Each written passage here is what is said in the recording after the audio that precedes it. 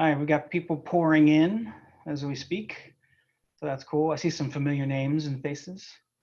I see Mike K. Hi, Mike K. I can't hear you, but know that I'm glad you're here. Ken Foster, hi. David. I haven't seen David lives up in Canada. I haven't seen David in years, but I'm glad you're here, David. All right, everybody. Welcome to Webinar Wednesdays, where we discuss remodeling best practices so you can avoid mistakes and you can update your home with confidence. Today we're talking with Emily Woods. Emily's up in North Carolina with Woods Design House. Say hey, Emily. Hello, I'm actually in Houston, Texas. Oh, you're in Texas, right? Sorry, Randy, who you work with, is from North Carolina. Emily and I have a common friend, Randy from Superior Design. I think he'll be joining the call later. And you guys do a lot of design work together, so that's great. Right. And of course, we've got Brianna, our interior designer, on the line.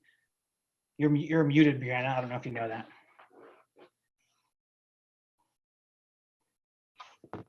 Hi, sorry, I didn't realize I was muted.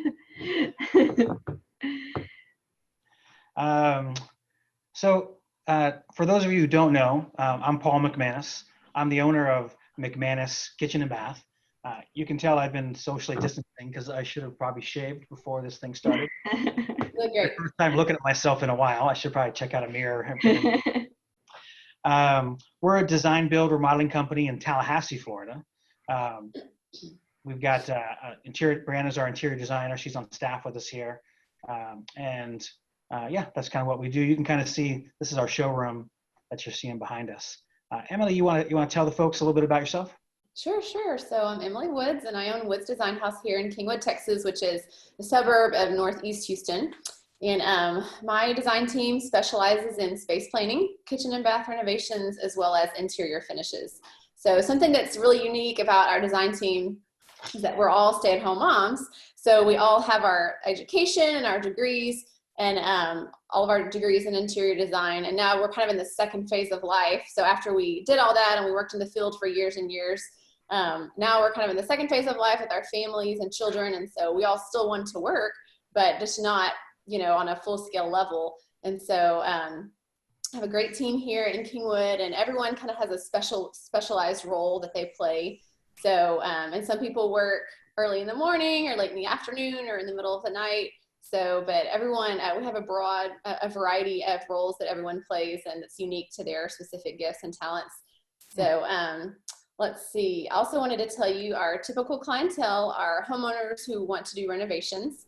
And then we also work with a lot of builders, a lot of local builders. Some builders include us in their design package as far as their building package.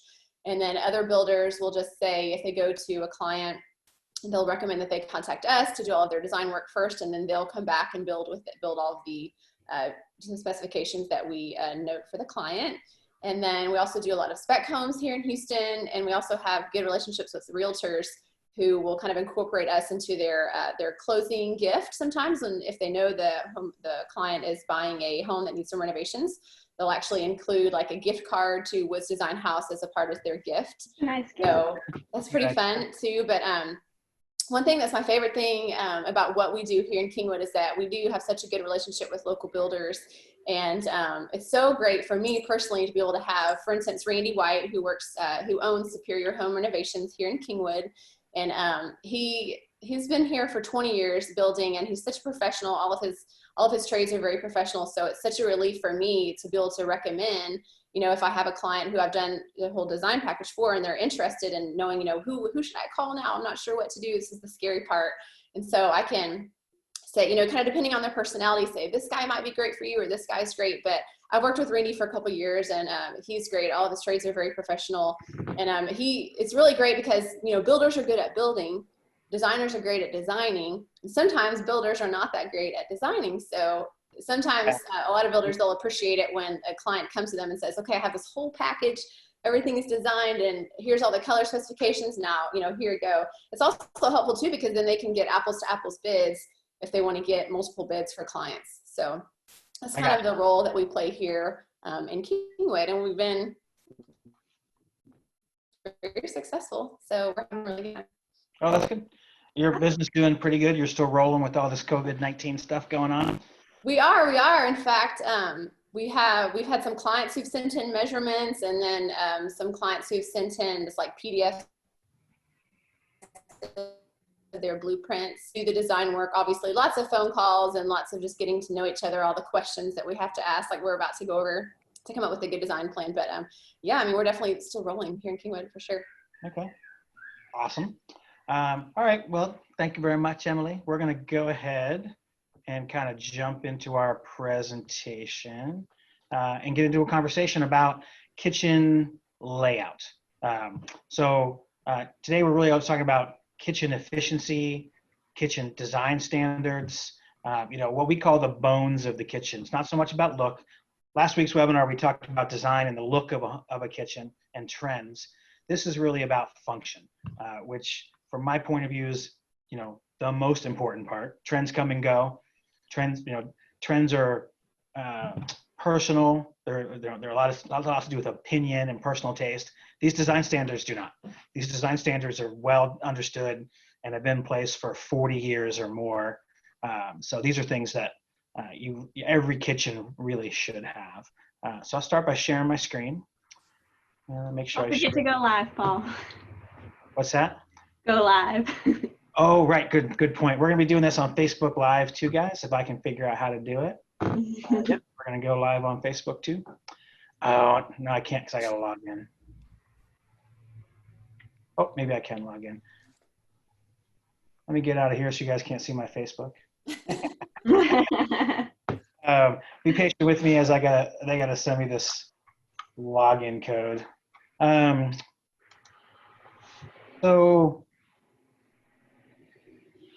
don't we start, Emily, while I log in. Actually, why don't we start with this? I'm gonna go ahead and launch this poll. We got a quick question for you guys, so if you'll take a second.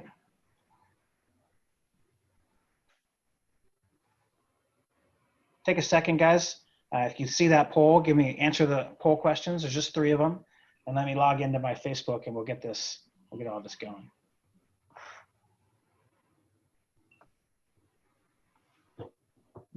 Got one answer.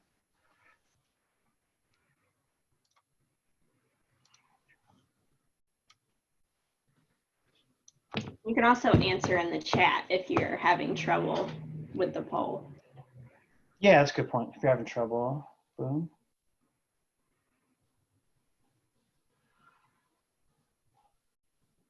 All right. So it's our first time going live, so we're just trying to make sure this works.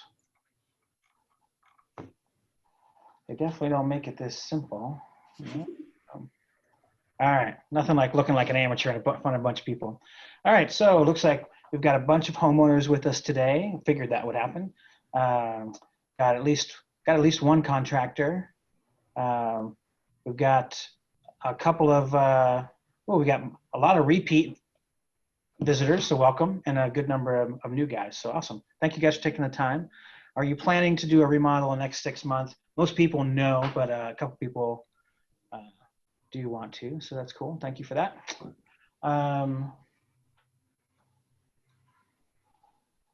Okay. All right, we're going to start today. I thought it'd be fun to start with a quick history lesson when it comes to kitchens and where they've been.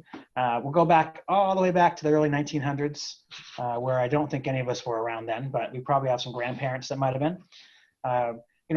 Back then, kitchens were really simple. You've got a freestanding sink, a standalone sink. These are actually back in vogue now. You would have a wood burning or coal burning, or if you were really fortunate, an electric oven, but no cabinetry, no counters, really, really simple rooms, separate from the rest of the living area. Interestingly, this is when the work triangle was invented, was back in the 1920s. A woman named Lillian Gilbreth, who was an engineer and a psychologist, invented the kitchen work triangle. I thought that was kind of interesting because the work triangles, everyone knows basically what a kitchen work triangle is. If you don't, we're going to talk about it in a minute. You move into the 40s, still no cabinetry as we experience it today, but you started to see some of these metal or wood painted cabinets. So you're starting to see more kitchen storage, starting to look more like a kitchen that we would see today, but still pretty broken up. It looks like a play kitchen almost. It does look like, Yeah. it does look like a Lego play kitchen, Yeah. a Barbie play kitchen. Like those little kitchens. These things can all be moved around in separate bits and pieces. Then we move on into, the 50s and the 60s is really when kitchens became kitchens. These are the kinds of kitchens that we know today. For a long, long time, from the 50s, I would say all the way up until probably early 2000s, kitchens didn't really change. I have a house that was built in 59. My kitchen looks I think I have these exact same pine cabinets, or I did before I remodeled them. People in Tallahassee are probably very, very familiar with these pine cabinets. Originally they're site built, so you couldn't order cabinets. So you would deliver a bunch of plywood and wood to a job site, and the carpenter would build cabinets. So a lot of the design was left up to the carpenter or left up to the builder. But you see this kitchen starts to have it has a semblance of a work triangle. We don't know where the fridge is. In the 60s, 70s, we started to see open plan kitchens became popular. Manufactured cabinets became a thing. So now you could order pre-made cabinets, but you couldn't order them just one kitchen at a time. You had to order a truckload of cabinets. So lumber yards would order truckloads of cabinets, have them in the lumber yard, and then you would buy directly from the lumber yard. So not a lot of choices, not a lot of options, but kind of like back in the day with Ford, you can have any color you want as long as it's black. That's kind of what those truckload cabinets were like. Then in the 70s, 80s, 90s, now you start to see cabinets sold by the kitchen. And this is when individual showrooms start to pop up. Now kitchen design becomes a little more of a thing. Designers start to become a little more of a thing. Styles are evolving. And then we get into the late 90s, early 2000s, and a super important thing happens. HDTV gets launched. And HDTV, love it or hate it, changed everything. Because now everyone had access to design ideas from all over the world, and all over the country. And everyone's understanding of what was possible and what they liked and didn't like really exploded. So this, sort of began the golden era of real custom kitchen design. Semi-custom cabinetry really started to become a thing. These cabinets back when they were sold by the truckload, or even the 80s and 90s, they're what we call stock cabinets. They come in 3-inch increments, a 15, an 18, a 21. Semi-custom cabinetry, today comes in 1/4-inch increments. So it's almost custom cabinetry. It's very easy to design a kitchen with that type of cabinetry. Now, when you come into, did my slide not change? When you get in today, most showrooms are selling semi-custom cabinetry. It's really your lower cost, sort of lower end cabinets that are still stock. Some of your ready to assemble cabinets from China are still stock sizes, but most of your better showrooms are doing semi-custom, or custom. Custom is still a thing. I think today, semi-custom cabinetry has gotten so good that it competes with custom at a very, very high level.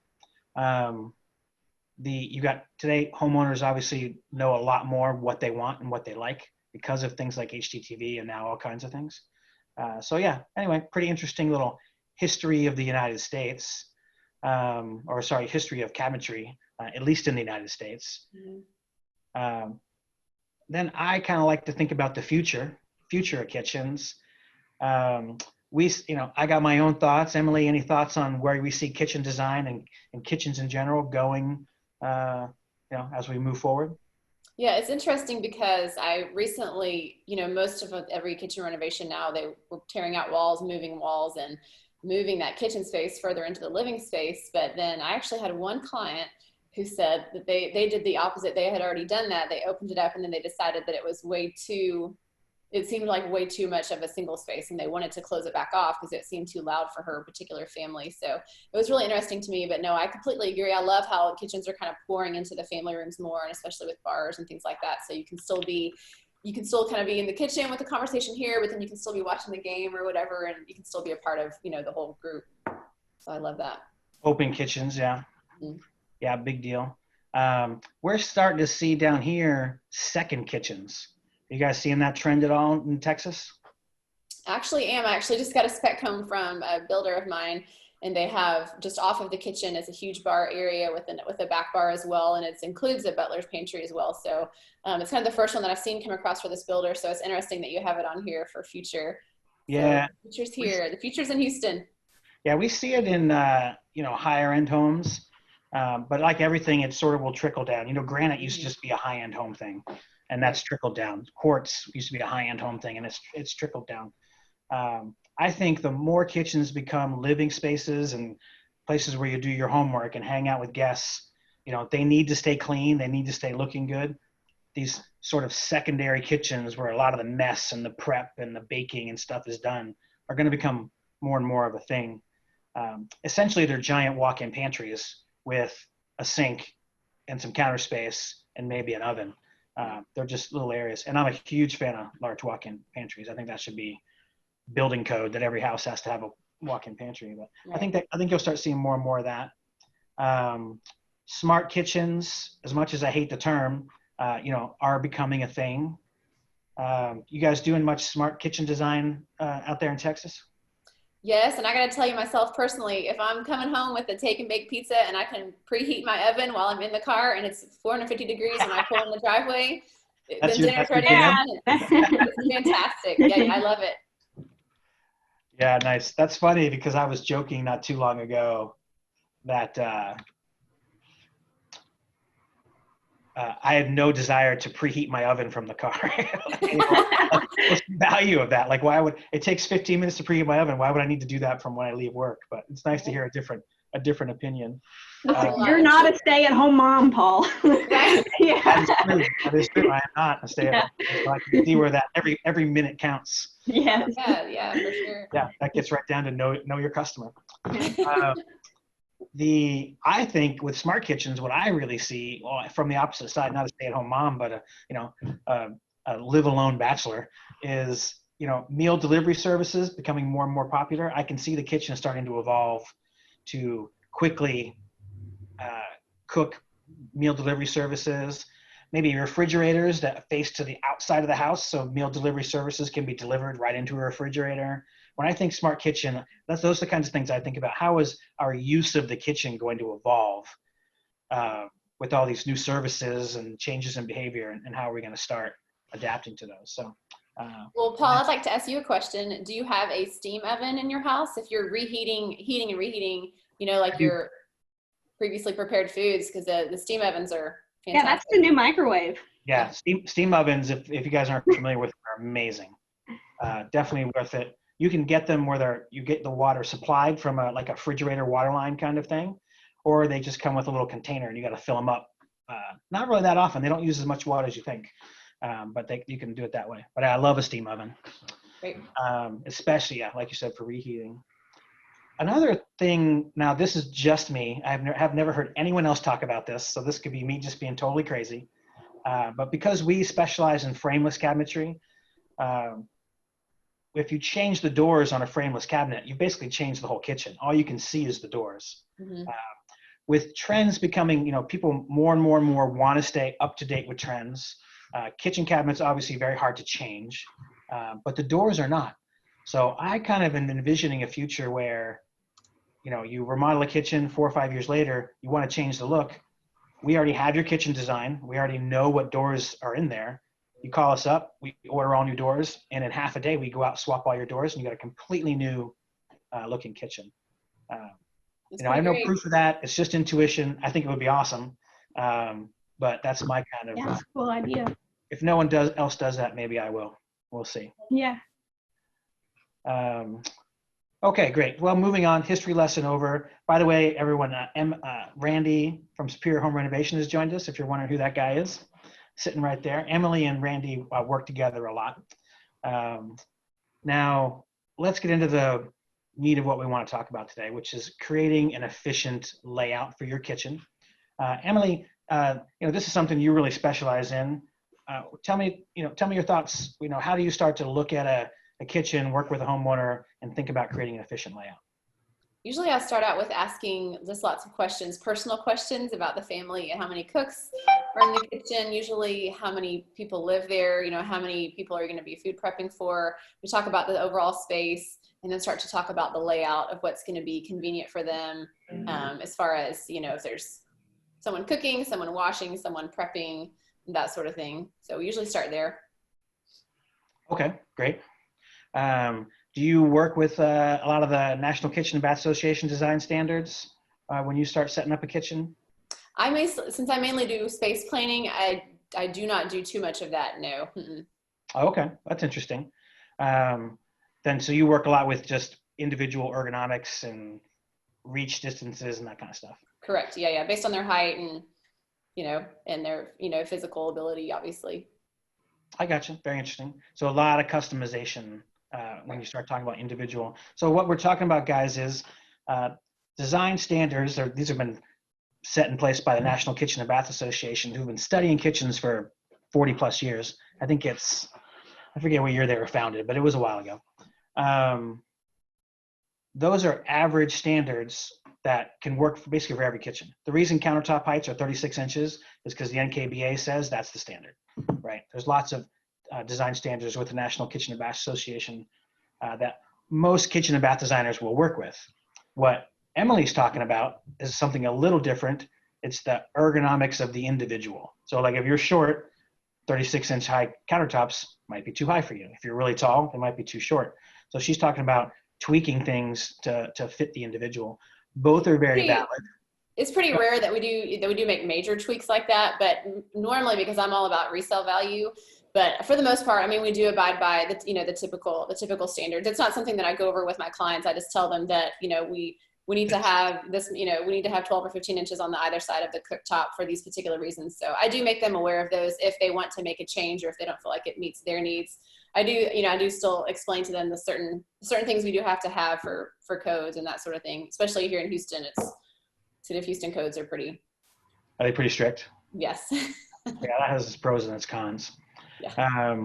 Your kitchen shape obviously has something to say about the efficiency of your kitchen. If you're remodeling, especially, if you're building new and you've got a good builder, you pick any shape you want. If you're remodeling, however, you're often stuck with a certain shape and how those shapes can limit you. And then we like to talk about, Emily, sort of talk about this. How are you using the kitchen? Mm-hmm. Are there one cook at a time, two cooks at a time? Do you entertain a lot? That kind of stuff. That's going to help your designer decide how to create the most efficient kitchen layout for you. We're not going to go through all the design standards, so that would take 5 years. Brianna, Emily, Randy, they've been studying these things for a long time. There's a lot to know, but a couple of common things we see. So if you're thinking about designing a kitchen, some stuff to look out for. If you visit a friend's kitchen, these 4 or 5 things, I bet 2 or 3 of these things on this list probably exist in that kitchen, unless they've remodeled it with a good designer recently. The aisle, this is the distance between the countertop from one set of cabinets to the countertop of another, like between an island and a perimeter, or wall to wall if you're in a galley kitchen. Very often, sometimes they're too small. I don't see them being too small as often as I see them being too big. Emily, you see that when you're remodeling down there, or Randy? We see that a lot up here, this giant space between counters. Not too terribly often, I don't think. Okay. It seems fairly common in a galley kitchen down here. They'll have 7 feet from one side to the other. I bet those kitchens were designed before, like, the idea of the island was here. Yeah. Well, I think they were designed with a builder who just didn't understand kitchens. They just said, "Oh, that space over there, that's for the kitchen. Just do whatever you want." They're trying to fit a house on a certain lot size, and they're like, "We'll make this big, but not big enough." Right. I think it's a problem of designing a house. The way we used to do it, we designed the house from the outside in. Mm-hmm. More and more, I think now people are understanding you really need to design a house from the inside out. And probably starting with the kitchen and the bathrooms, and then let the rest of the house revolve around that. But your aisles really should be 48 inches is what I consider a minimum. The NKBA would say 42, and that 42 is not a bad minimum. 36 is possible, certainly over in Europe where they don't have these large spaces like we. 36 is actually the standard. But 36 is going to feel cramped. 42 is okay, especially for single cook kitchens. 48's nice. I think 48's a real, perfect, space. Up to 60 inches, even 60 inches feels pretty good. And that sounds like a lot, 5 feet counter to counter. But that's actually a pretty nice amount of space. If you're thinking wheelchair access or ADA standards, you really need 60, 65 inches for a wheelchair to be able to turn around appropriately if you're in a kitchen aisle.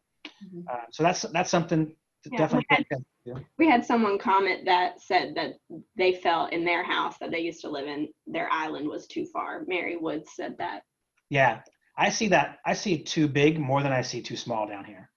I think that's a common error. And unfortunately, when I see too big, sometimes if it's too big, you put an island in there, solves the problem because you divide, you put an extra counter. But I see they're too big to be comfortable, but too small to fit an island. It's a weird space. It's a 14 wide kitchen. That's weird. I have like 8 feet, so I could have a 6-inch island. It doesn't work out. But to walk 8 feet from like your stove to your sink is crazy. Right? Yeah.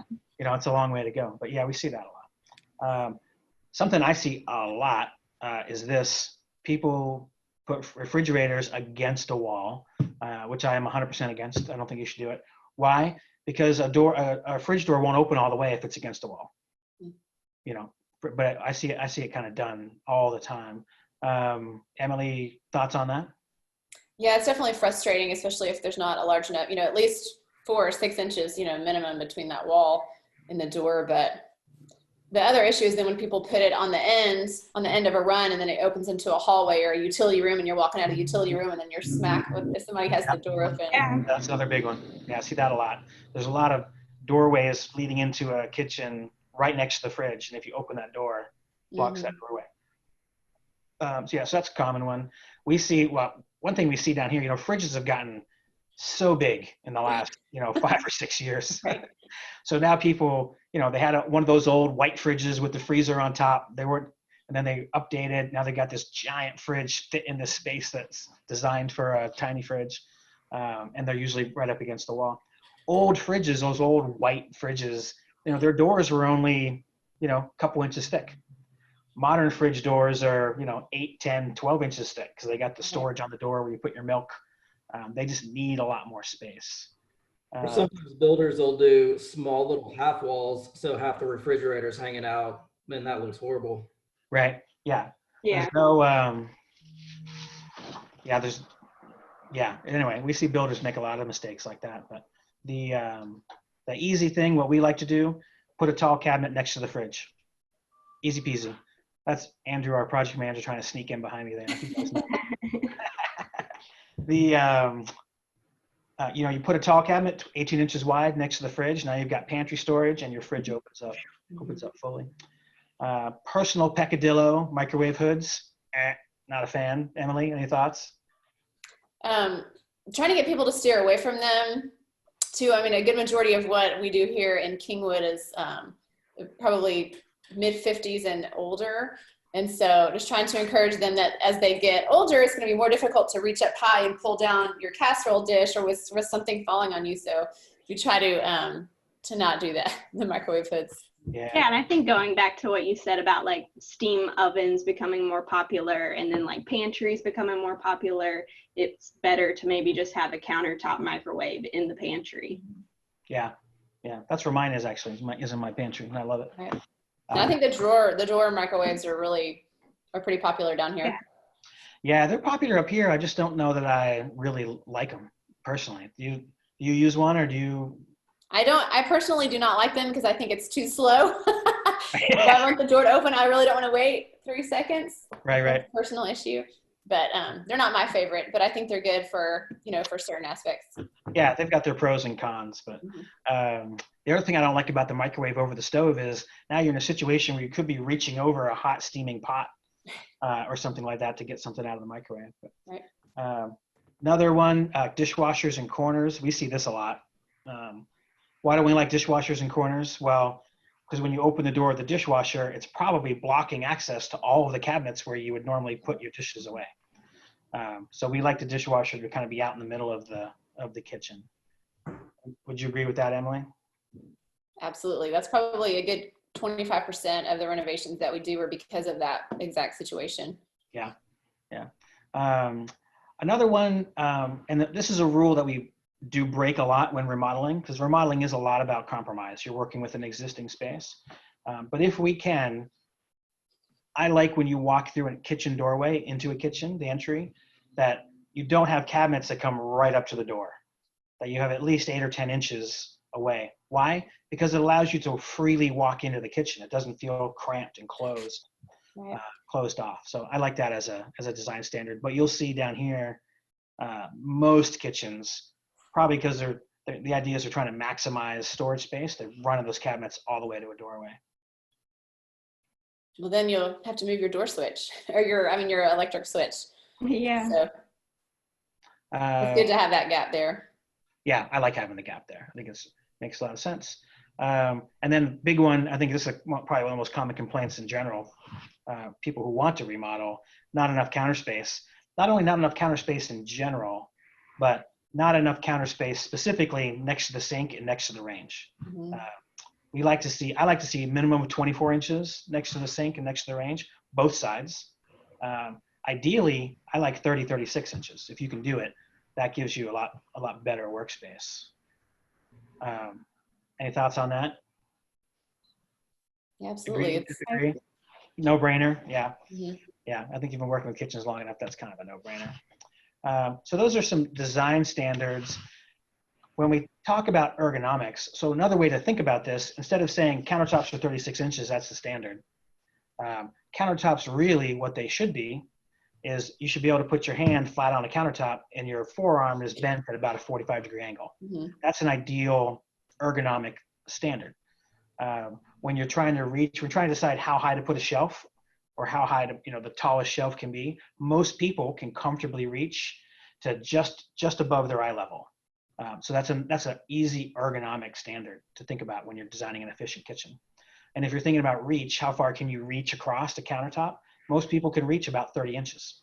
So when you're thinking about countertop depth and island depth and efficient, that's a pretty good ergonomic standard. So that's another thing we want to look at when we talk about kitchen design. So like I said, we're not gonna be able to go through everything, but when you're working with a designer, these are some of the kind of things you wanna bring up.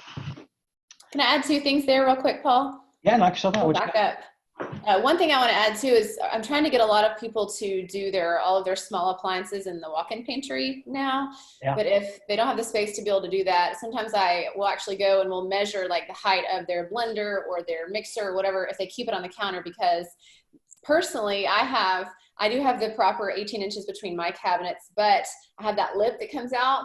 And so I can't fit my appliance in there. It's so frustrating. So, right. You got that little light if rail. that's the case, yeah, we'll measure and then try to raise those upper cabinets an inch or 2 or 3, whatever. Also depending, but then I also have another client that I just did a whole entire kitchen very specifically for her. I want to say she was 4'10.5" or 4'11". And so we were able to incorporate a ladder, a movable ladder in the kitchen, as well as some pull-out steps at the toe kick. So I wanted the kitchen to I didn't want to change the whole design just for simply, like I said, for resale value. It was so important here. But I wanted to still be able to work for her. So it works for her, but some of the features are kind of hidden. So it will still, if she sells the house in 5, 10, or 15 years, it's not going to be, this crazy kitchen that no one's going to want to purchase her home. Right. You don't have these 29-inch countertops that nobody wants. Yeah. I like those ladders in the toe kick that you kick and they pop out. You can use them, or little steps in the toe kick. Those are some nice things. That's a good point. All right. So when we start laying out kitchens, or you probably might recognize your kitchen shape here. Some pretty standard kitchen shapes. But there's really 2 ways to think about kitchen layout, right? The classic work triangle, which a lot of people are probably familiar with, It's the triangle you can make between your range, your sink, and your refrigerator. So lots of different kitchen shapes, lots of different triangles. There's a basic rule that you don't want any leg of that triangle to be shorter than 4 feet or longer than 9 feet, right? That's the way you design an efficient workspace, by keeping that triangle within those dimensions. But these days, another way to think about it is zoning your kitchen into prep areas, cooking areas, cleaning areas, storage areas, and that's becoming a lot more designers are working in that way. Emily, got any thoughts on that? I love work zone kitchens. To me, they're my absolute favorite. I honestly don't even consider the work triangle anymore. Mm-hmm. We do all work zones as much as possible. Yeah, Brianna, what are your 2 cents? Yeah, I agree. I think, as kitchens have gotten larger and there's more to them, that work zones definitely work out better, because people like to have their coffee station or their prepping station, different areas that you can work on. I agree. And kitchens it's not that the triangle still doesn't exist or doesn't matter, but it's just with the kitchen being used for more and more things, you want to think about, well, what do the kids need in the morning? And can we get that into a zone that's outside of the work area where breakfast is being prepared or the homework is being done? And so the zoning starts to make more sense. Especially, I think zone makes a lot more sense as soon as you add an island to a kitchen. As soon as you add an island to a kitchen, the triangle can start to break down. And so the zoning starts to make a lot more sense. So yeah, big popular change just in not that many years. But you're talking about the last 5-8 years, zoning's really become a popular thing. I'm going to bring this up. I'll bring this up every webinar presentation because I love them. But if you're talking about work zones, this is a sink called Workstation Sink. All of these are actually by a company called The Galley. They make a super nice high-end version of a workstation sink. There are other companies that we work with that make less expensive ones. But the whole idea here is you stop using your countertop for prep, and you just start using your whole sink for prep. They've got these sliding cutting boards, these drying racks. They've got colanders built into some of the cutting boards. So all the prep is just done at this sink. They start at like 3 feet in width, which is a normal kitchen sink size. But more commonly, you're doing them 4 feet. They come up to 7 feet long, which is huge. But fantastic for creating a work zone where all that prep, all that mess is done in a very small space. And then the rest of your kitchen is used for small appliances and storage and other things. So Beautiful. I love that so much. Yeah, I'm a huge fan of these. Yeah. Yeah. Really great too if you like to entertain, I think. Yeah, if you entertain, they're cool. You could set up a salad bar on those things. Yeah, done a number of them. Yeah, if you're really, if you're this mise en place type of cook, which I just am not, great to be able to prep and do that kind of stuff. One concept with the workstation sink, because it's supposed to be a defined work area for cooking and prepping, is you can see they put a cooktop right next to the sink. So you just literally, this is basically your whole kitchen. This is your whole work area is right here. Stove, sink, stove, sink, stove, sink. Now, Brianna's got some thoughts on that. We were talking the other day and you were saying this isn't your favorite way to do it. You want to explain your thoughts on that?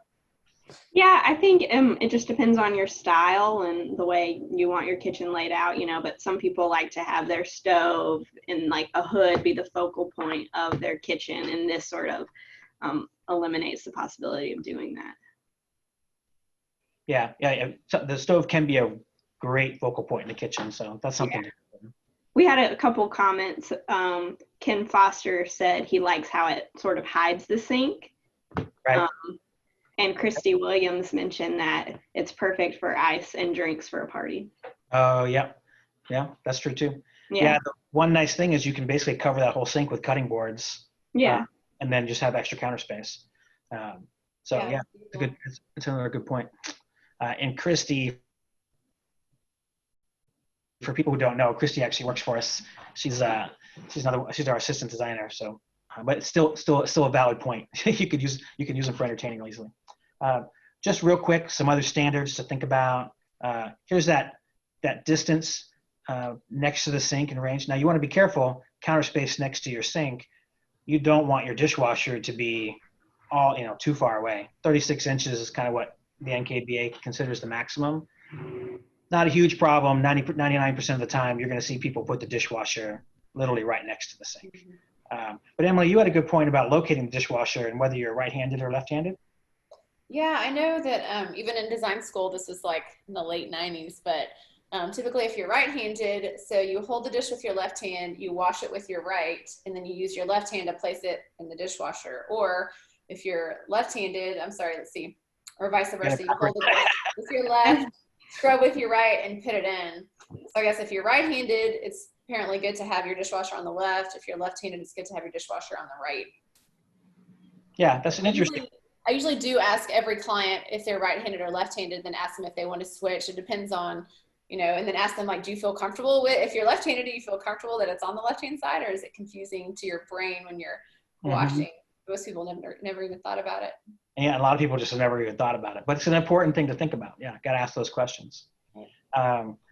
Look, this diagram in particular, this actually isn't a real kitchen, but it illustrates a good point for me and dishwashers. You want to think about dishwashers. Well, where are you going to put those dishes when they're done? How are you going to put your dishes away? If you put your dishwasher to the right of the sink right here, and your dishes, let's say, were in this cabinet over the microwave, well, your dishwasher, when you open that door, is blocking access to the place you want to put those dishes. So probably a bad idea. Same over here. If you put your dishwasher here on the left, you'd be able to open that door, turn around and put those dishes away. But if those dishes were up here in this cabinet to the left of the sink, it could create some problems. So those are some additional things I kind of like to think about when I'm talking about dishwasher location. And then in this kitchen, for me, this would be a huge mistake. 18 inches to the left of the sink. For me, way too little. I want to see 24 inches. I want to see 30 inches. If you can. Not all kitchens allow for it. Again, remodeling is about compromise, but in an ideal situation. Again, this is our last little slide about design standards. The important lesson is just there are standards. So work with a designer who knows them, understands them. This stuff doesn't need to be made up on the fly. There's your ideal prep area, 36 inches. Now again, on this one side, they did 12 inches. They consider that a minimum landing area. I think that's horrible. I would avoid it at all costs. Sometimes you have to. Hood height is another important one. Hood height off your stovetop, and Randy, you and I were talking about this the other day. This is really a function of the volume of the hood. Hoods are rated in cubic feet per minute. Most of your normal hoods are going to be 300 to 600 CFM, or cubic feet per minute. Building code says the height of that hood off the stovetop is dictated by manufacturer spec. So the CFM of your hood is going to dictate, the manufacturer is going to tell you the range of heights that can be off the stove. You can do a 1500 CFM hood and you can put it 8 feet off the stovetop. So it's out of your eye line, it's out of the way. And those are certainly popular. They can, they've been done, especially over islands. But that's just an important consideration about the hood, is the volume of the hood can dictate how high it's got to be over the cooktop. We actually just installed a hood. It's probably a couple months ago, but you could adjust the CFM on it. So you could literally adjust the height of the hood. I mean, it's not a popular feature, but it's one that's out there. Yeah. A lot of hoods are 3-stage, so they'll start it. So they get louder. The more CFM, the louder a hood will get to. So you'll normally run a hood at 150, 200 CFM to begin with. It's quiet. It does a pretty good job. If you're searing a steak and doing something smoky, you crank it up to 600 or 800. It gets loud, but it does a great job of moving air and clearing out the smoke. So that's actually a pretty popular feature that I think is important. Yeah, that setting I was referring to, it was an internal setting, so it could actually go to a commercial grade. So you can crank it way up. Yeah. It wasn't you just reach up and turn to the amount of smoke that you have. Yeah. So that's pretty. Hibachi in there. Yeah, that's what I was thinking. Yeah. All right, so those are sort of our design standards, ergonomic things to think about. Now we got another poll for you guys. We're gonna talk about kitchen shape. And I'm gonna see if I can quickly launch this poll. So if you're we'll see how many people are paying attention. We'll we'll launch our second poll. Just let me know, what kind of layout do you guys have for your kitchen? Oh, at least one person's paying attention. We got a vote for galley. U-shape, okay, common one. What do I have? I have kind of a galley kitchen. It's a galley with an island. Brianna, you just got a brand new house. Brianna, what's your kitchen shape? I would say it's a G. A G? Okay. Yeah. Kind of a G? Yeah, it's totally wrong in all the ways. It's wrong in as many ways as it can be. It's wrong. I don't know what they were thinking. Okay, we got mostly U-shaped. We got 4 U-shapes, a couple L-shapes, a galley. Nobody has a single wall. Single wall kitchens are really more for condos and townhomes, stuff like that. They're efficiency units. But all right, we just we'll quickly run through. We'll spend a little more time on the U-shape. We had someone who said Mary Wood said she's not sure what shape she has. Okay, yeah, I mean, there are other shapes than these. These happen to be the popular ones. Yeah. You'll see we're going to get into some before-after designs later on, and you'll see some of them don't really fit into your classic shapes. But so just real quick, L-shape. Emily, what are your thoughts on L-shaped kitchens? Can you pull that poll off of the screen real quick for me? Can I do what now? I have the poll. Oh, you want to close the poll? Sorry. There you go. I got it off. Okay. L-shaped kitchen. You want my thoughts on this one exactly? Both, just in general, and this one obviously has some issues we could talk about. Right. Yeah, I think missing in here for sure would be an island. The very first thing that I think of when I look at this is I think about the height of the upper cabinets at the sink. And I know that every time I would lean over to wash a dish, I would smack my head on that. So it would be helpful if that could be raised. And the sink is too close to the corner there. And then the door handle on the refrigerator should be on the opposite side. So those are some key things that pop out to me really quickly. Yeah, I don't know who designed that refrigerator to open that way, but that's obviously a mistake. An island would be super helpful here. I mean, it looks like there's a good amount of cabinets, unless you're a chef, or a baker. There's a decent amount of cabinets in here, but an island would be nice. That would be very helpful. Yeah, I like L-shaped kitchens. They can be real efficient. Obviously, we've got our pros and cons list here. You guys can see. L-shaped kitchens in general need to be small kitchens. If an L-shaped kitchen starts getting too big, well, now now you're walking 8 feet to get from one end of the island to the other, or one end of the countertop to the other. You don't want that. So in general, L-shaped kitchens are small. If you want to do a bigger L-shape, like Emily said, adding an island is a fantastic way to do an L with an island. That adds counter space and it adds storage space and a bunch of other things. Popular choice down here, L-shape with an island.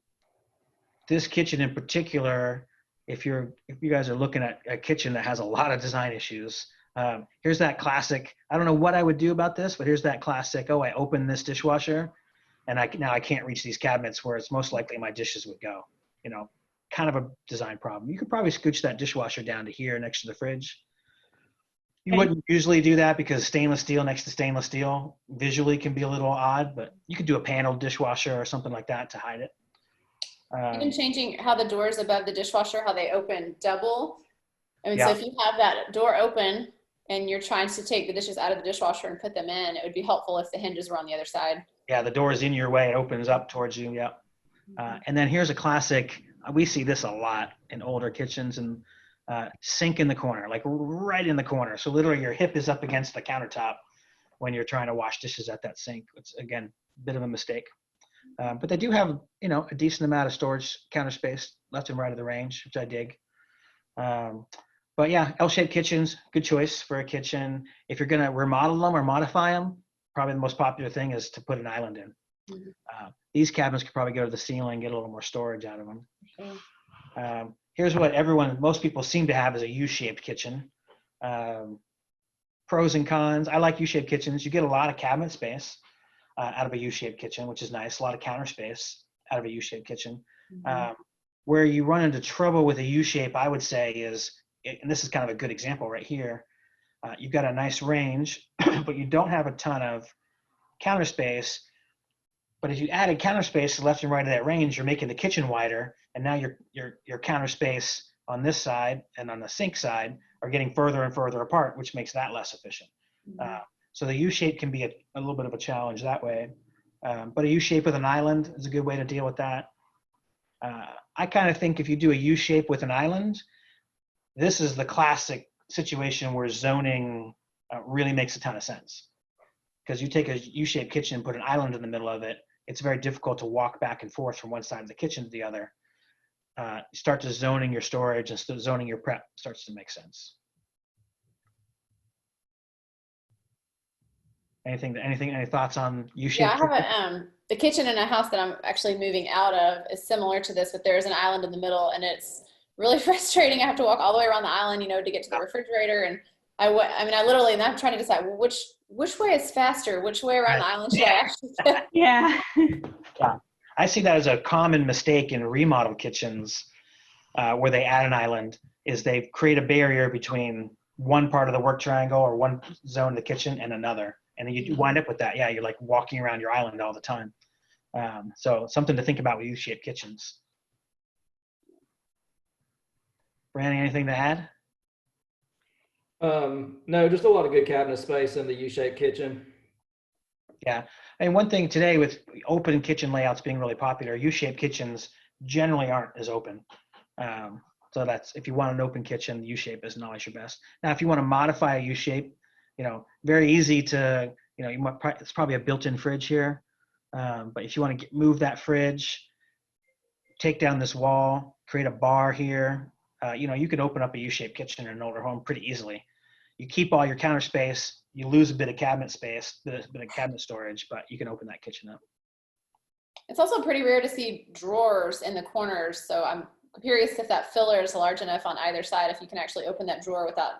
Oh, that's a really good point. Yeah, that's a rookie mistake, not having, and there isn't a lot of filler in there. So yeah, if you open that drawer, it's a pretty good chance it's going to hit the pull on that adjacent cabinet.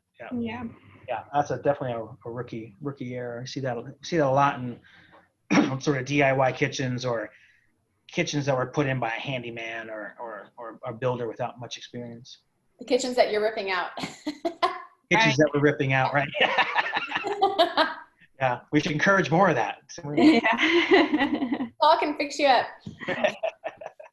The G-shape, probably one of my least favorite kitchens. We were just looking back at some of our past projects in preparation for this presentation, and we realized a lot of kitchens we remodel are G-shaped. And I think it's just not a great, G-shapes has got a lot of kind of built-in issues. But Emily, do you see a lot of G-shaped kitchens in your area? Yes, and we love to remove them. Yeah. Yeah. This actually isn't a terrible one because normally a G-shaped kitchen would have a wall right where this peninsula is. This kitchen has probably been remodeled. Or they have a part that's on an angle, which is a lot. Yeah, here in Tallahassee, this little G, this little section of the G is usually on an angle, and usually that's where the sink goes. Yeah. And it's a horrible design. It's a terrible layout. But this kitchen, you're talking efficiency. Again, I don't understand this at all. You're taking the range and you're putting it right in the corner with very little counter space to work with. That to me would be that's a built-in problem in my opinion. And again, you have a sink on the corner. Yeah, it is the same. Yeah, range in the corner, sink in the corner. Let's just put everything in the corner. Let's put everything on one side and have this big long. Yeah. And I think Brianna and I can agree that it would be to have the range where the refrigerator is, but centered on that wall for symmetry. And then you could do, if you want to do some beautiful motif over the cooktop and have that be the focus. I mean, it's weird that kind of like the focal is the refrigerator. Yeah. I also hate it when we break up countertops with a tall object like a fridge or a cabinet. Like this countertop being continuous, or maybe having a cooktop or range there would make a lot more sense. I see a lot with builders. Again, this was the old let's build from the outside in philosophy. That sink is there because they had to, if you don't center that sink on the window, it would be weird. And nobody thought about where that window was in relation to the kitchen when they designed that house. And so now whoever designed this kitchen was stuck. And then I think in this design, someone really wanted overhang here, which forced them, you could move these cabinets 18 inches further to the left of that window and probably fix that issue, but you'd lose your seating. So someone made a compromise to have seating and keep that sink in the corner. But And that area to the right of the refrigerator just would be a junk spot for mail. But then you have the beautiful glass cabinets above it to show your pretties, but you have the keys and the mail and all the other junk that's on the counter that's, useless. this to me is and I don't want to, insult anybody or put anybody off, but this to me is a classic builder kitchen where the spouse or the girlfriend or the office manager or somebody who isn't really a kitchen designer designed a kitchen. They made a lot of, relatively rookie mistakes. It looks good. It's certainly, if you could see this in a Pinterest or you could see this somewhere. It looks nice looking kitchen. The white, the marble and the white and the wood floors. It looks like they have a wolf. that could be a very expensive. Yeah, that does actually look like a $5,000, $10,000 cooktop range. The feeling is nice. Yeah. Yeah, just because you can afford nice things doesn't mean you know what you're doing. Single layout. We don't need to spend a lot of time on this. These are efficiency units. If you got the space, you could add an island to them. It's nice. Galley kitchens actually, nice. I like them. Super efficient. Not really opened to the rest of the house, but not everybody wants an open kitchen.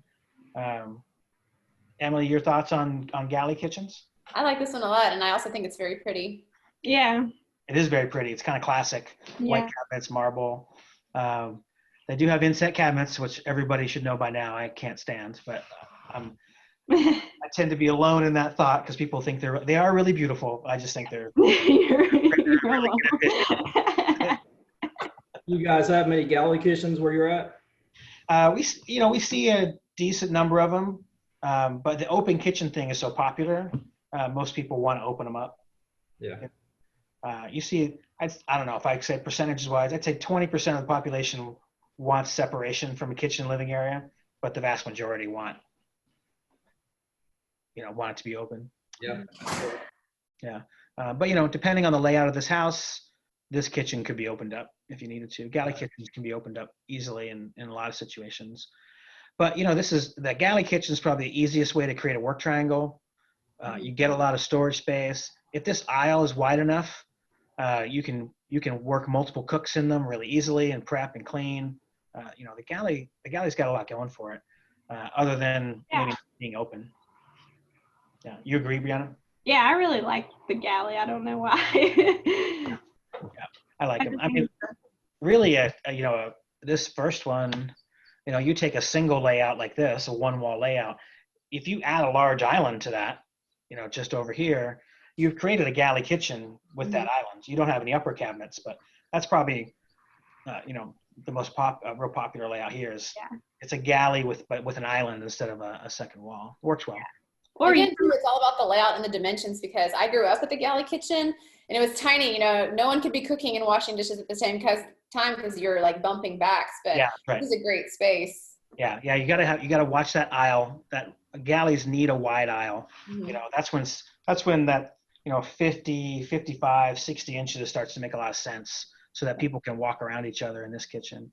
Well, they could have the oven door open, and then you could be opening the other cabinet on the other side at the same time. Yeah, exactly. Yeah. There's another $12,000 range too. Yeah. They actually invested in good design and really nice art. Yeah. I like these lights too. It's a nice little focal little. I feel like you see a lot of galleys in the northern areas, like New York, and this looks like it would be in a Northeast. Yeah. Northern Virginia or Arlington area or something. Yeah, I could see that. We don't have very many of them down here, but that's an absolutely gorgeous kitchen. But, to what you're studying before, I think the cooks and the moms just want it wide open to be able to see the family and the kids and bring the family room and the kitchen together. Yeah.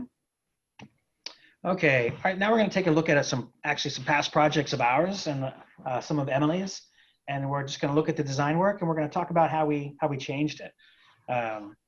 So this first one here, let's see, whose was this? Oh, this is, some of our favorite clients, actually. I love this kitchen. This started out on the left here. This was at your sort of classic Tallahassee G-shaped kitchen. Here is their fridge. This section here, it's not shown on the design. There it is. There's their pantry. But you can kind of see the G right here. That's the classic G. Angled peninsula with the sink in the peninsula. Again, no counter space to the left of the sink. The range isn't bad. The range was kind of in a corner. Decent, you know. The fridge, however, is dividing up the counter space, which again I hate. And so what did we do? We did what we do in most G-shaped kitchens. We took down this wall and just created a long straight peninsula. Not much we could do with the range. Again, remodeling is about compromise. So in this situation, you know, not as much counter space left and right of the range as I would like. But when you're dealing with existing spaces, sometimes you got to do what you got to do. We took out this is a closet pantry, and we took it out and did tall cabinets next to the fridge instead, which we'll show you the picture of this one in a minute. But I gotta tell you, something we did not talk about, it's very common down here. We have a lot of these closet pantries where the builder just built a little closet and that's the pantry. I can't stand them. My first recommendation is to rip them out. Do you guys see that in your area? Constantly. Yeah. You too, Randy? Yeah, they're dark, they waste space. You know, yeah, tear those things out. The easiest thing, even if the rest of your kitchen stays exactly the same, rip out that closet pantry and put it in a tall cabinet. You're going to get more storage. It's going to feel more open. It's going to look better. Yeah. Yeah, we do that all the time. Incorporate the pantry into the cabinets and get rid of those small little pantries that look horrible. Yeah, if you can't have a walk-in, use pantry cabinets. That's kind of my advice. But here, let's take a look at this one. This is the finished. So here's before.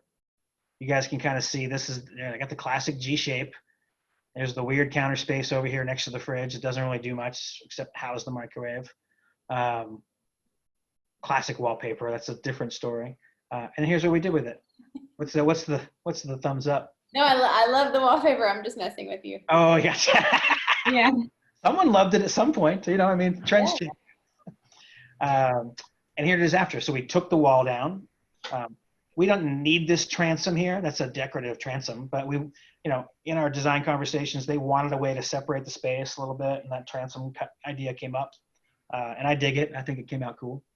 It's unique. I love it, and it lets more light in. Yeah, it's a way of opening it up without making it totally open. You know, they don't have a ton of storage in this kitchen around their range, and obviously not here where there's no wall. But what we did instead was, actually we don't really have a great picture of that, is there's the fridge. We did tall cabinets like this on both sides of the fridge.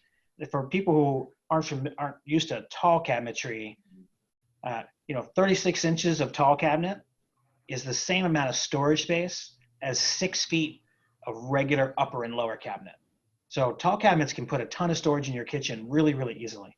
So if you're worried about storage space in a peninsula design like this, or an open design where you're not going to have a lot of uppers, those tall cabinets are your friend. They're going to get you a ton of storage so that you can do things like floating shelves and no uppers in peninsulas and not have to worry about that storage space. I love your floating shelves, and I love how you take the tile all the way up.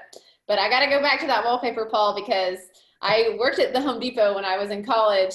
And I sold thousands of rolls of that wallpaper in the late 90s. Yeah. What were you thinking? Oh, your fault. It was awesome. Waverly prints everywhere. Nice.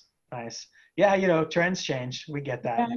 But the nice thing about, so this kitchen, I would argue the design from the beginning, the layout, the efficiency, from day one, the day this house was built, they built problems into it. What I like about this, you know, the new layout, of course, I'm a little biased because we designed it, is this kitchen, trends will change. Maybe, you know, white cabinets go out of style. I doubt it. Maybe whole walls of tile go out of style. But you can update those things pretty easily, and the bones of this kitchen are going to work. It's going to last. That'll stand the test of time. Is this a trash pull out on the left side of the dishwasher? I believe so. Cool. Yeah, I'm pretty sure that's trash pull out. Yeah, that's the sink. Yeah, that's a trash. Great. Yeah. I like that you made the countertops all the same height, because I feel like when you have that bar height countertop, it really wastes space. Oh yeah, that's a good point. Here in the before picture, that used to be real popular, is raised bar. But I like it too, the single height. countertop. This actually, there's no seating on the other side of this one because they have their dining room table right here. So there actually isn't any seating on the other side of this peninsula. They didn't want it. They didn't really need it. And it allowed us to make the kitchen a little bit bigger, not having that seating. So, all right, moving on. Another one, this again, we were looking at all our old, recent kitchen remodels, and there's a lot of G-shaped kitchens. So this one, kind of a G shape. You can call it a C shape. Again, there's not these shapes are representative. They're not always exactly. But this one, got a wall. There's a doorway. Again, fridge. This is an interesting one where the fridge, you can see the wall right here and how they had to bump it out like this. Someone went in and bumped, this is the garage here. Someone bumped that wall out so they could slide that fridge in so that it didn't block the entryway. It was an older home. They probably had one of those old white, freezer on top fridges that fit nicely here. And they bought a big fridge and it wouldn't fit. So they had to do this weird little bump to make it fit. So what did we do here? It's kind of same deal. Oops, G-shaped kitchen, took out the wall, put in an island, created basically an L shape. This is a zone. It's pretty nice. This is a zone kitchen, I would call it. L shape with an island and then a wall of basically storage and right here. So we take, and this one does kind of have island seating over here. Here's a couple pictures. Here's the before. I wish we had a picture of the wall we took out, but peninsula, which we kept, had some seating in it. Those fantastic Korean, deep blue Korean countertops. And here's your after, top right, kind of the same view. We moved the sink for them into that peninsula so that we could put the range over here. Because we removed this wall, remember, and got rid of the wall that range was on. And then we kind of created, this is kind of a zone over here for small appliances to live. This is a 5-in-1 oven. So that's like a steam, microwave, convection, toaster. I don't know what the fifth one is, but it's 5 different, I feel you ever watch, what is that, 30 Rock? 3 different kinds of heat, the trivection oven. It's a classic. Like I always think of that when I think of this oven, but it's a really nice little oven, microwave convection oven combo. I'm a big fan. So that's another way we'd like to do G-shaped kitchens. And then Emily, I think this is one of yours, right? Yes. This was the sweet family in Kingwood. They're so fun. And they just wanted to open up the space. So clearly you can see on the before plan over here on the left, there was a second staircase in the home, which is not imperative. So I know it was really, really popular in the 80s, I suppose, to have like the grand entrance and then kind of the smaller staircase that goes down to the kitchen. So completely eliminated that. We put in all the proper structural things and then just made this huge, huge long run on that back wall. They wanted a huge island, and then the butler's pantry area, the utility was not working at all, so I suggested that they eliminate. So this was a pass through to the study if you look at the upper portion, and so they decided that they were okay to cut that off, and so we cut that off and then completely opened up the space, and now they have this huge walk-in pantry, this huge utility. So it's kind of like this mud room for their kids, and it works out great. We also added the bathroom. They have a pool in the backyard that goes out to the door down here. Yeah, so that little half bath opens out to the pool. Yeah, and utilize that space underneath the stairs. It's great. Yeah, that's great. I love how you made this laundry utility. You made this utility room so much more functional. Well, they had not even thought of it. They just wanted to change the kitchen. And so when I pitched it to them, I was waiting to see what they would do, and they loved it. They flipped out. So yeah, no, I think that's fantastic. What's this little, is this just a little bay window here that kind of kicks out? Mm-hmm. Yeah, I gotcha. I think we've got a picture, don't we? I like how you did a giant, you made the island much, much bigger, obviously. I dig that. That's really nice. It's a single slab too. I can't remember for sure, but yeah, massive island. So my favorite thing to do, because a lot of kitchens down here are just so big, everything's bigger in Texas, right? So we did double base cabinets back to back here. So even though it's not easily available storage underneath the bar here, but still it's a perfect place for like, your turkey pans, things that you only use a few times a year, your big stock pots if you're making gumbo, whatever. Right. So those are really, really great. They have a load of storage in that. And then they have the lower microwave on the island for their 2 little girls so they can oatmeal or macaroni or whatever. Oh yeah, that's that microwave drawer that we all love so much. Yeah. And then if you look on the far right, they wanted to incorporate a bar area and weren't really sure where to do it. There was not any other place in the house. And so we just picked it off way to the end there. So there's also a beverage refrigerator underneath there. And then she wanted a little bit of storage for her, you know, for some pretties. And so we were able to do shelves. And I love that X shape to do for wine bottles. It's so, so pretty. Oh, okay, so you just kind of stack the bottles on top of each other. Mm-hmm. Yeah, that's cool. Yeah, I like the area for the plants too. Yeah, and it's right there by the window. So that's looking out to the back patio and a swimming pool. They have a beautiful yard. Not when they bought it, but they made it incredible. Nice. It was a mess, a true fixer-upper there. Yeah, and I like the colors in this. She did a nice job of tying all those colors together. It's fun. They're very, very fun people. So she picked that color and they just went with it. It looks fantastic. Yeah, nice. So we don't have any plans for this next one, Emily, but this is another kitchen you did. Yeah, so this was a zone kitchen here, kind of a good shot of it. So we have the baking area, the cooktop, and then the island sink. Yep. And then over to the right of the refrigerator, that is her appliance, kind of small appliance garage area. So she has all of her small appliances where they're completely set out. And we did the doors on the special hinges where they tuck back in. Or pocket doors. And and then also have special storage in those drawers, those little angled things for all of her cured cups and all those things that you have. Oh, so nice. That's kind of the work zone there. So this is like the beverage area and the small appliances. It's really great. So when it's open, obviously you can leave it open when you're home, but if you need to close it off, or if it's a mess and you know somebody drops by, you can always close those doors really quick. Yeah, I'm a huge fan of appliance garages. We do a lot of lift up doors on appliance garages, but those pocket doors are great too. I love that lift up door that you showed in your webinar last week. So if anybody wants to go check out his webinar from last week, he has a great lift up door. Oh yeah. The one right behind the bifold lift up. Here, I can show it to you if you want to see it. Let me see. It's awesome. I love it. Yeah. Let me see if I can turn my, I don't know if the camera will catch it. Let me see. Is that on remote, Paul? Yeah, there it is. Yeah. They're wireless controllers like this. Okay. So push the button. We can open. So great. Yeah. It's actually Caitlin, who is our designer. She's since moved. She's moved to Tampa, but she used to love freaking people out by opening that thing when they were. You know, she'd ask clients in. They'd be looking at the kitchen, and she would punch the button, and she liked to give them a little scare. But great. I love that. yeah, but those bifold lift-up doors, we're big fans of those. But the pocket doors are also, it's a great look, and it works real well. Good. Yeah, I dig this. I see you did a little raised bar on this one. It's kind of cool. She did want a raised bar. She had bar stools that she loved, and they were an arm and a leg, so she wanted to keep them. Yeah. So, I see a lot of It's got people. a good amount of counter space in front of it though, so it works there. Yeah. It's not like the sink is right up against the bar. Yeah. Yeah, they did that. You sort of did that double deep cabinets on the island. right. Yeah.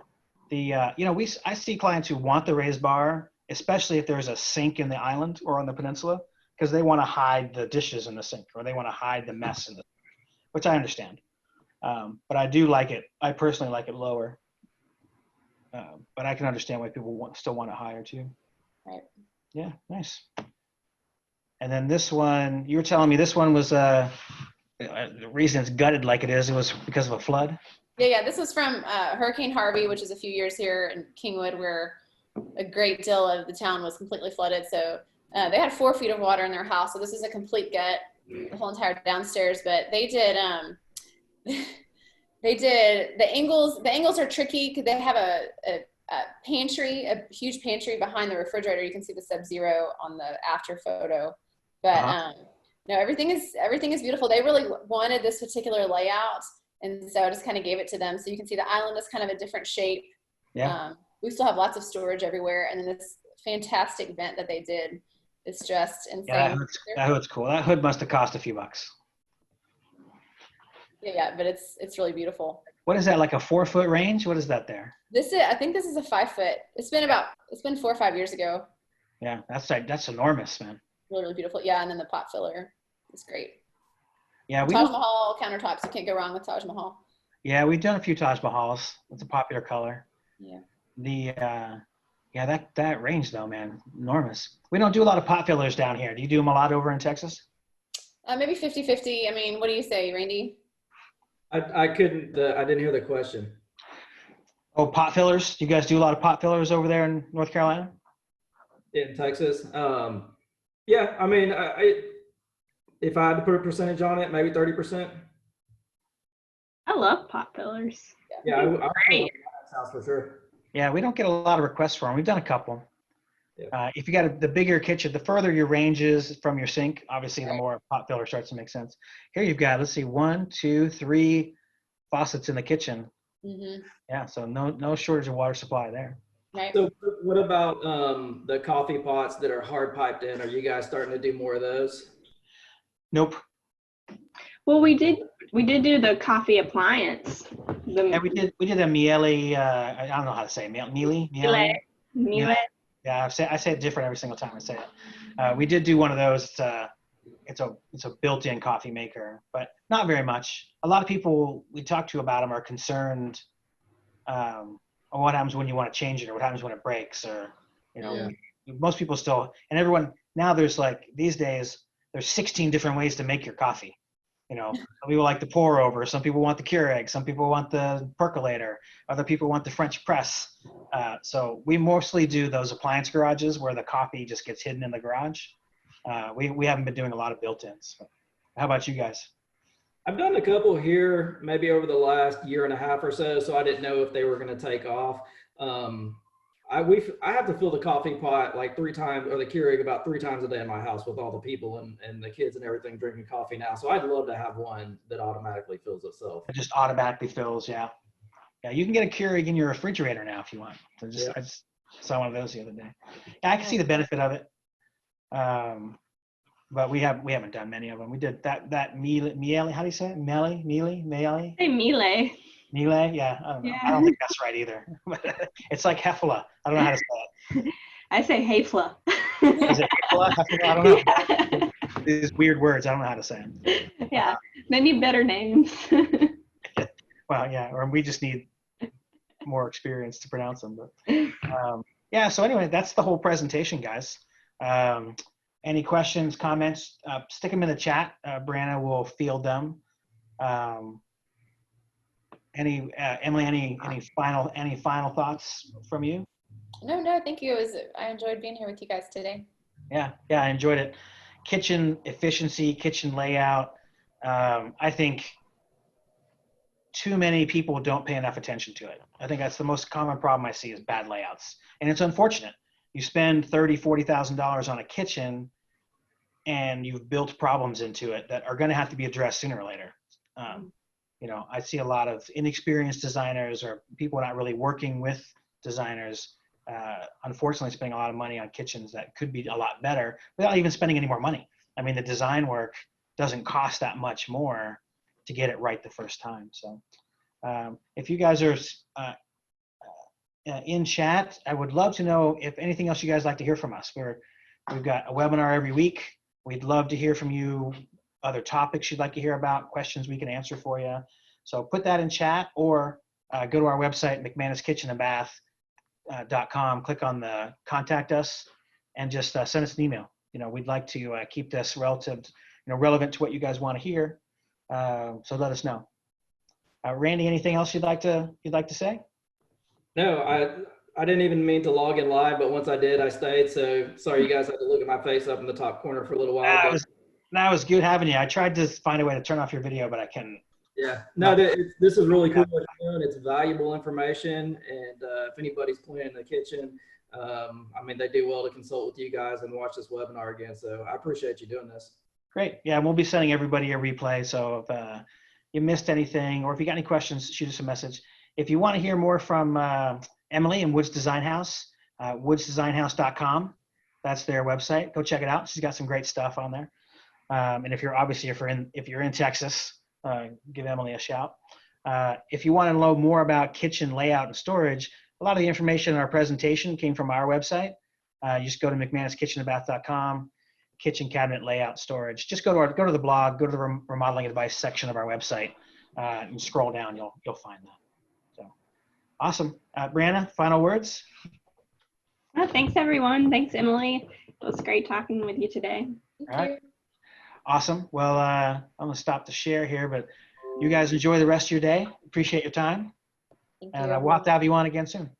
Sounds All right. fun. Y'all have a good day. All right. Bye. Bye.